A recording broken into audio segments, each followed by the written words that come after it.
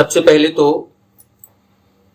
राम कथा तो जन जन में है, भगवान कृष्ण की कथा भी है, पर वास्तव में ये जो श्रीमद् भगवत गीता की उत्पत्ति कहाँ हुई? गीता भी कई है, केवल यही एक गीता नहीं है। उद्धव गीता भी एक है जो गोपियों के बीच और उद्धव के बीच, जो भगवान कृष्ण के चाचा के लड़के हैं, भाई हैं, उद्धव ने जो कही है वो उद्धव गीता कहलाता है। अवधवासियों को अयोध्या में अमराई के बीच में बैठ करके भगवान राम उपदेश दिए थे। उसमें उनके गुरु, उनके माता, उनके भाई लोग, सब लोग थे। वो राम गीता कहलाता है। इसी तरह से लक्ष्मण जी महाराज और निषाद राज के बीच जो चर्चा हुई है वो लक्ष्मण गीता कहलाती है।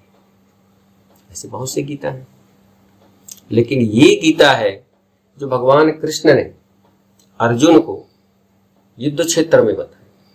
कुरुक्षेत्र में जब एक तरफ कौरव की सेना, एक तरफ पांडव की सेना खड़ी है, बिल्कुल शंख बजने वाले हैं, पांच जन्म ऋषिकेशु देवदत्तम धनंजय, उसी समय अर्जुन को लगा कि मैं कैसे युद्ध करूंगा।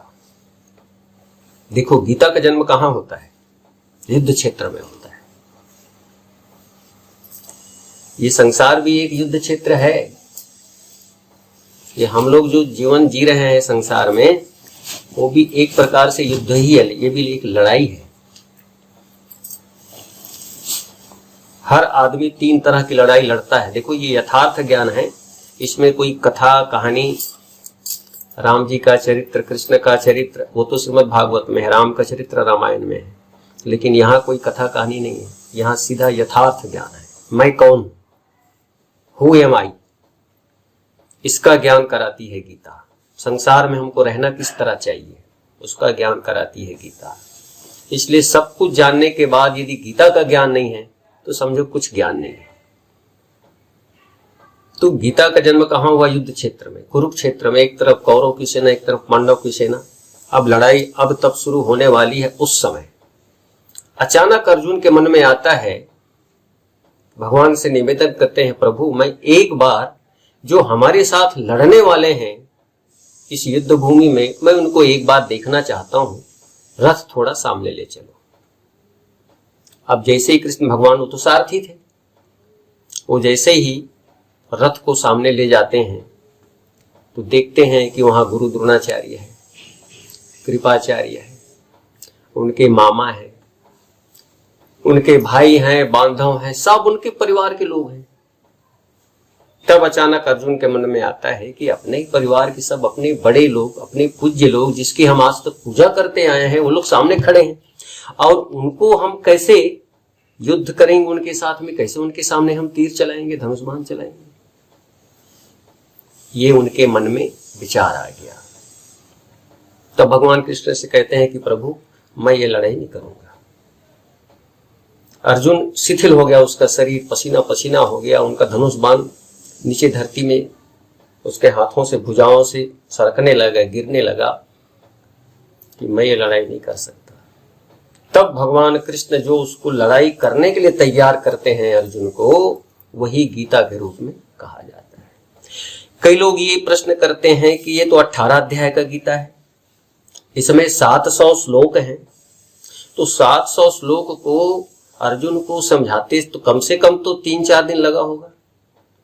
18 दिन की लड़ाई लड़ी है महाभारत की, तो 3-4 दिन तक के क्या कौरव की सेना, पांडव की सेना आपस में धनुष बाण लेकर के खड़े रहे होंगे? तो नहीं, भगवान कृष्ण ने अर्जुन को पूरे 700 श्लोक की गीता नहीं सुनाई, उनको केवल 7 श्लोकी गीता सुनाई। 7 श्लोक में अर्जुन को सब समझा दिया, क्योंकि लड़ाई का मैदान है, इतना समय था नहीं। 7 श्लोक में समझा दिया, क्योंकि अर्जुन भी बुद्धिमान थे, ज्ञानी थे, कृष्ण भगवान भी ज्ञानी थे, तो साक्षात परम ब्रह्म परमात्मा है। तो जब कहने वाला भी विद्वान हो और सुनने वाले श्रोता भी विद्वान हो, तो ज्यादा विस्तार में कहने की आवश्यकता नहीं पड़ी, छोटे में ही समझ जाते हैं। तो 7 श्लोक की गीता उन्होंने बताई, अर्जुन तैयार हो गया लड़ाई करने के लिए, और उसके बाद फिर महाभारत की युद्ध प्रारंभ हुआ।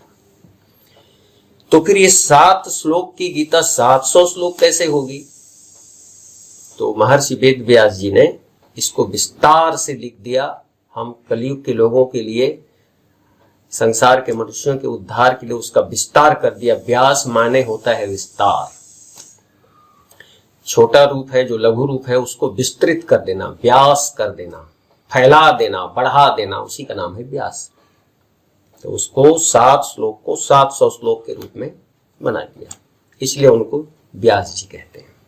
आजकल कथा करने वाले जो बैठते हैं उनको कहते हैं व्यास जी। व्यास कौन है? व्यास में कौन बैठेंगे? और उसको व्यास गद्दी कहते हैं। आज इसी दिन से उनका नाम पड़ गया व्यास गद्दी।